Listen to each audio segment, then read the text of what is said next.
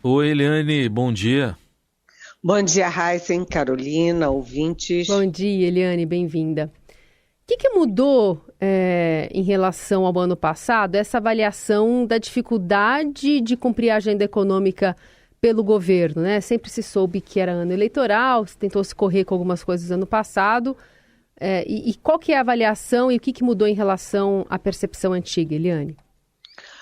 Olha, Carol, a gente está numa situação complicada porque eu conversei ontem ali na cúpula do Congresso, eh, fiz uma sondagem e há uma espécie de preocupação misturada com irritação com o atraso, com a inversão das prioridades do governo. Porque o governo, a gente lembra, no final de 2023, né, o governo gastou muita energia mandando uma medida provisória para o Congresso, né, mudando o que o Congresso tinha decidido sobre a desoneração da folha de pagamento e sobre o PERSE, né, aqueles subsídios de emergência para o setor cultural e para turismo. E aí o Fernando Haddad, ministro da Fazenda, confrontou o Congresso, perdeu muita energia com isso, final de dezembro, janeiro inteiro, fevereiro, até que recuou primeiro na questão da desoneração, depois foi obrigado a recuar também na questão do PERSE. E enquanto isso, né, o tempo correndo, cadê o projeto do governo para regulamentar a reforma tributária? Né? O Brasil vem sendo elogiado, né? Elogiado inclusive internacionalmente, porque aprovou uma reforma tributária assim, histórica, grandes louros, etc. Mas se você não sabe nem o valor do IVA, do novo imposto, a reforma, por enquanto, é um projeto inacabado. Né? E o que o Congresso diz? Que o Fernando Haddad, o governo, perderam o bonde, quer dizer, perderam o timing. Né? O Haddad agora diz que vai mandar esse projeto de regulamentação no final de março.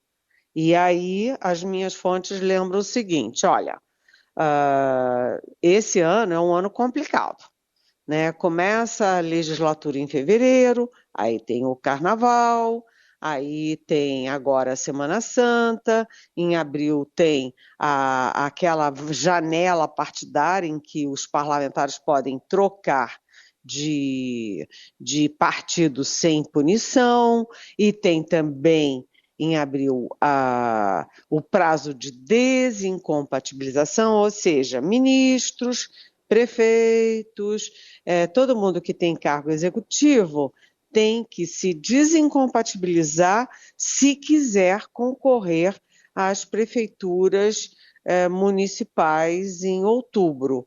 E então o jogo político vai estar todo muito concentrado nisso. Né? Depois a gente chega em junho, o que tem em junho? Em junho começam as festas juninas, depois as festas julinas, depois o recesso.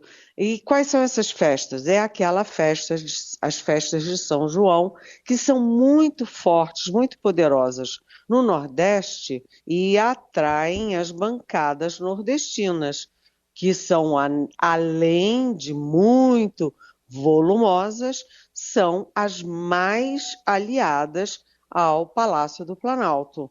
Bem, aí acabou o primeiro semestre. Vem o segundo semestre, acabou-se, porque todo mundo só vai estar centrado, focado nas eleições. Todos os deputados e todos os senadores têm interesse direto nessa eleição, ou porque os seus candidatos são favoritos, ou porque seus adversários são favoritos, e isso tudo é o que prepara o terreno para o destino deles próprios parlamentares. Então, quando é que vai ser aprovada a regulamentação? Aliás, a promessa era a regulamentação da reforma tributária e a nova reforma tributária, dessa vez, para a renda, para o imposto de renda. Nada disso chegou no Congresso até agora, gente. Então tá bom, Eliane. Feliz Natal, próspero Ano Novo, né? Até 2025, então. Bom, vamos para outro tema que tá antigo também, hein? Tá lá desde 2015 em discussão, em julgamento no Supremo, a posse de maconha para uso pessoal. E, de novo, o julgamento suspenso, né? Pedido de vista do ministro Dias Toffoli. Por outro lado, lá no Senado já tem uma reação com uma PEC para endurecer a lei antidrogas. Mas vamos ouvir, para você comentar também, o que disse o ministro André Mendonça no voto dele, está 5-3, né? Para que haja aí um uso, uma quantidade aí de maconha, uma descriminalização, como vem se falando. O ministro André Mendonça frisou que a luz do voto dele estava sobre o fato de que a maconha faz mais mal que o cigarro para a saúde, e aí ele foi interpelado pelo presidente Luiz Roberto Barroso lá do Supremo. A gente vai ouvir esse trecho. Há uma imagem na sociedade falsa, de que maconha não faz mal. Até se fala em uso recreativo da maconha, né? Há várias matérias de imprensa, falas nesse sentido. Que não faz mal? Há pessoas que não têm essa dimensão precisa, não é o que nós pensamos. Não, acho que há um certo consenso médico de que algum tipo de dano causa. Talvez menos do que o cigarro, essa que é a discussão, mas algum tipo de dano causa. O que eu vou trazer à luz do meu voto é justamente que causa danos sérios e maiores que o cigarro. Bom, Eliane, então tem o aspecto jurídico lá em discussão e o político no Senado também. Não só no Senado, mas também na Câmara. Na Câmara. Né? Na Câmara também, porque a gente ontem foi uma surpresa, porque como a votação estava 5-1, bastava um voto favorável para você ter a definição, porque são 11 votos no Supremo. Se você tem 6 votos a favor da descriminalização do porte de pequenas doses de maconha, pronto, já estava garantida a maioria, portanto, o resultado. E todo mundo estava esperando esse voto ontem. Não foi o que aconteceu.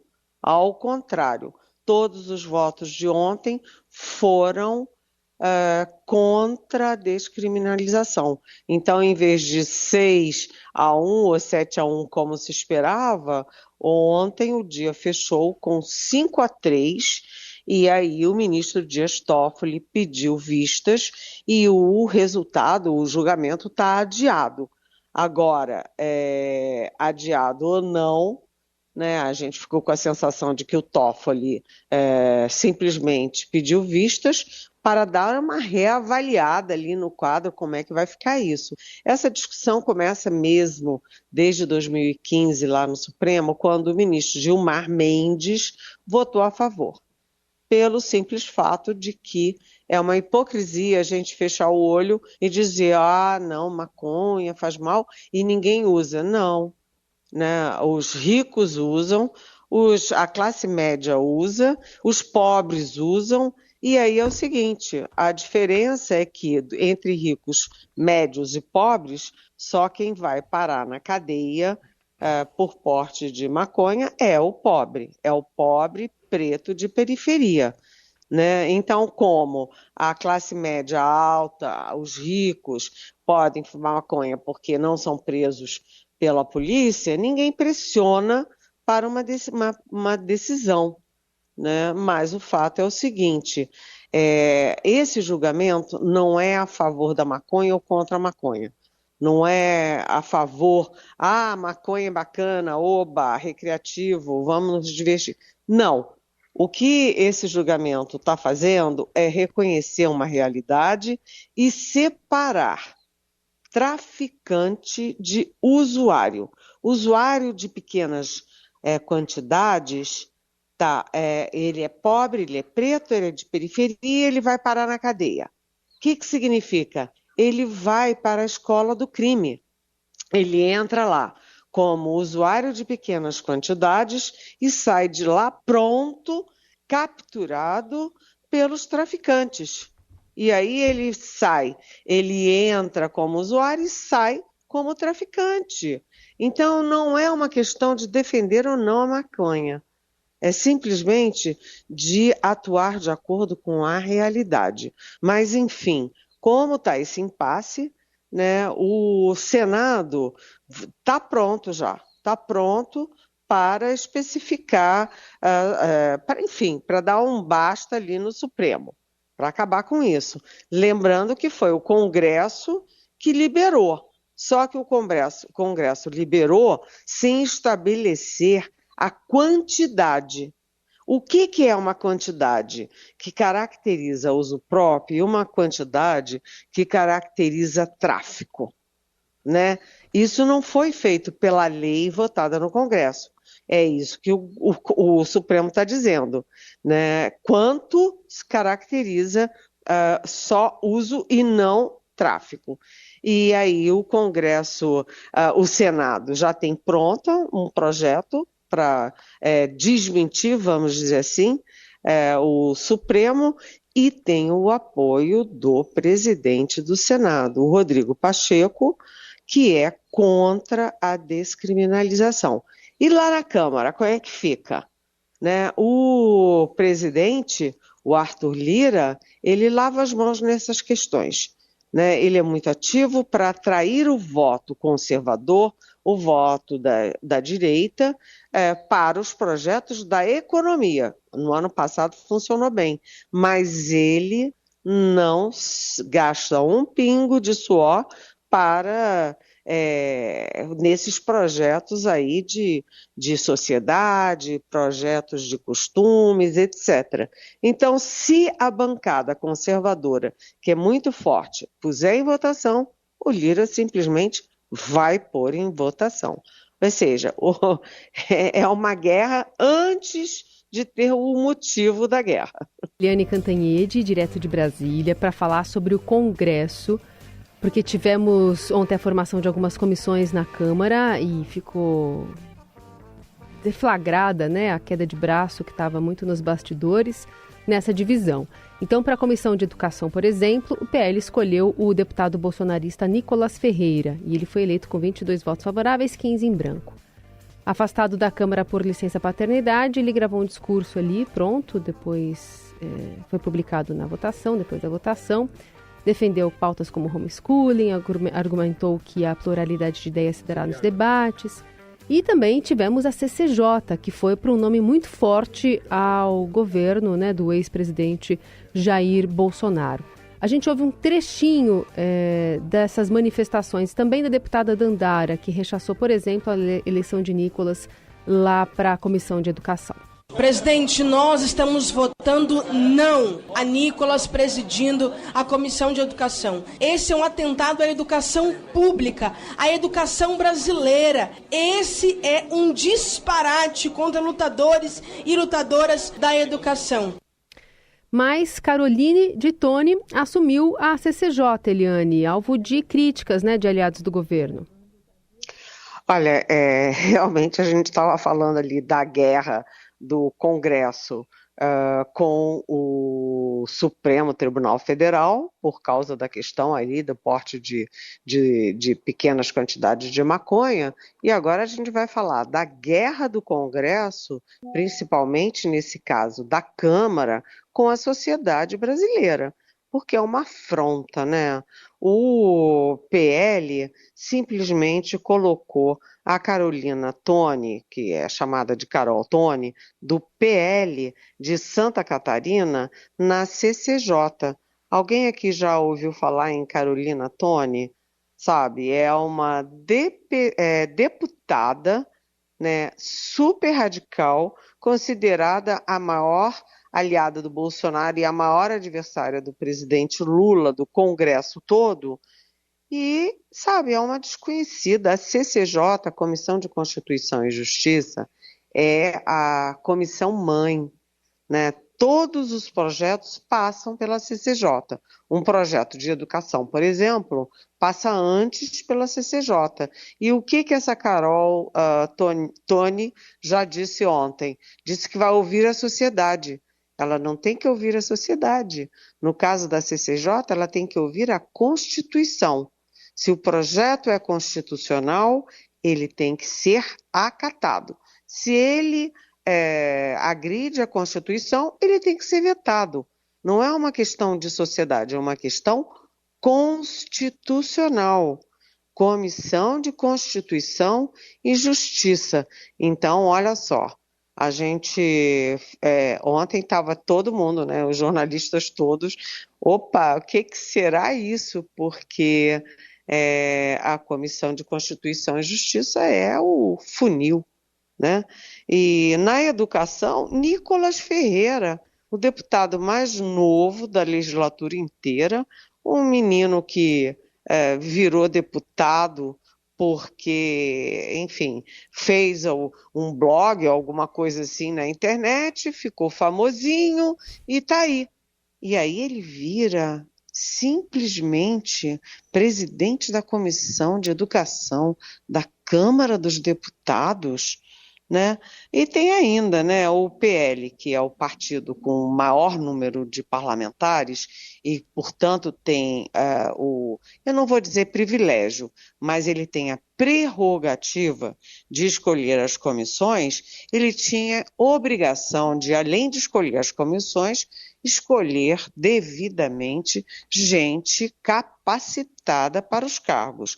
Bem, no caso da Comissão de Defesa e Segurança Pública, entrou o Alberto Fraga, que é também o grande líder da bancada da bala, né? Isso já era esperado, tem a ver com a ideologia do PL e tudo, mas Nicolas Ferreira e Carolina Toni estão dando o que falar, e a expectativa é de muita resistência. Ontem eu também ouvi ali o entorno do presidente da Câmara, o Arthur Lira, os parlamentares ligados a ele e tal. O que o Arthur Lira tem dito? A mesma coisa que ele disse para o Lula. Quando ele se encontrou tete a tete com Lula, ele disse o seguinte: olha, presidente, eu sou como o presidente do sindicato. O que o sindicato decide, eu acato, né? E aí, nesse caso, é o seguinte: o PL decidiu, o Arthur Lira diz que está dentro das regras e que ele não tem o que fazer. O PL fez e fica lá feito. E a sociedade é que fica estarrecida, porque isso é um escárnio, né, gente? É um escárnio. Então, é uma provocação que a gente não sabe se o PL faz esse tipo de coisa para piorar ainda mais a imagem do legislativo, sabe? Ou qual é a intenção. Aliás, eu aproveito esse comentário para fazer um acréscimo rapidinho, que eu trouxe aqui na Rádio Dourado, já tem alguns meses, que o Tarcísio Gomes de Freitas, governador de São Paulo, estava de malas prontas para ir para o PSD do Gilberto Kassab. Mas o Bolsonaro interveio duramente, inclusive com ameaças a quem do grupo dele fosse para o PSD. Ele impediu alianças e aproximação com o PSD, e agora o que se espera é que o Tarcísio, a contragosto, vá para o PL do Bolsonaro, ou seja, Bolsonaro engolindo o Tarcísio Gomes de Freitas, gente.